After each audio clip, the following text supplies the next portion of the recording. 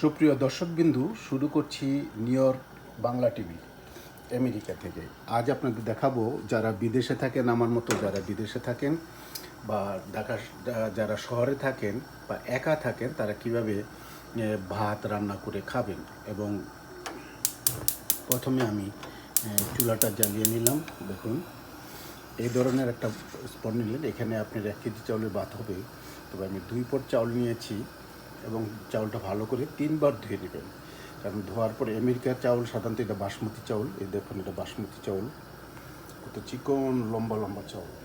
আমেরিকার চাউলের মধ্যে কোনো একটু খুদ নেই, ভাঙা নেই বা কোনো ময়লা নেই।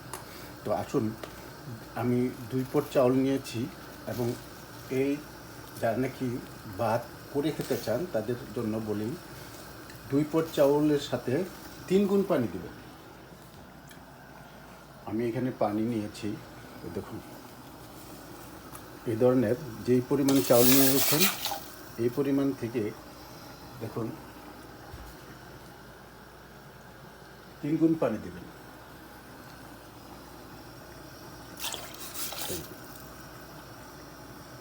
এই আমি আরেকবার দিয়ে দেব। এর সাথে কি করতে হবে, একটু ভালো করে একটু নেড়ে দিতে হবে। কারণ কি, নেড়ে না দিলে আপনার ভাতটা নিচে লেগে যেতে পারে।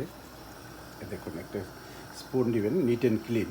আপনি কিচেনে যত পরিষ্কার থাকবেন, আপনার স্বাস্থ্যের দিক দিয়ে, হেলথের দিক দিয়ে খুব ভালো থাকবেন। আপনি খাবেন, ফ্যামিলি খাবে।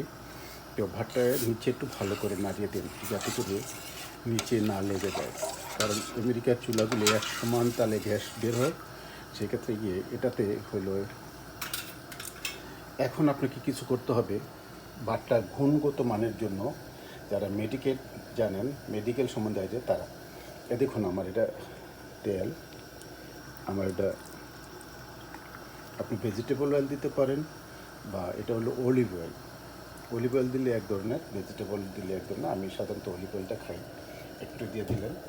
পাশাপাশি দেখুন, আমি একটু লবণ নিয়ে নিচ্ছি, হাফ চামচ, হাফ চামচ এই লবণ, হাফ চামচ লবণ দিয়ে দেন। এটা কি হবে, যদি আপনার ডাউল, মসুর ডাউল, মুগ ডাউল আলাদা করে কিছু মশলা দিয়ে এটার সাথে যদি দিয়ে দেন, তাহলে দেখবেন এটা খিচুড়ি হয়ে গেছে। বা ভুনা খিচুড়ি যদি খান, তাহলে 1 পট পানি দিবেন। যতটি চাউল থাকবে ওই পরিমাণে একবার 1 পট ওই পরিমাণে পানি পানি দিবেন। আর ভাত যদি পাক করেন তাহলে 2 গুণ দিবেন বা 3 গুণ দিবেন। 3 গুণ দিলে তারপর ভাতটা ঠিক মতন হয়ে যাবে। তো সেক্ষেত্রে এখন একটু নাড়িয়ে দেন, এখন একটু নাড়িয়ে দেন।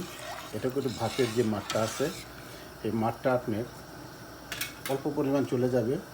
আর যদি এক পট চাউল 1 পট পানি দেন, তাহলে শুকনো শুকনো বডি ভাত হয়ে যাবে। তো এটা আপনার ভিডিওটি কেমন লাগলো, লাইক কমেন্ট শেয়ার করবেন। ভাত হওয়ার পর আমি দেখাচ্ছি কেমন জোরজোড়া ভাত হয়ে যায়। ভালো থাকুন, থ্যাংক ইউ।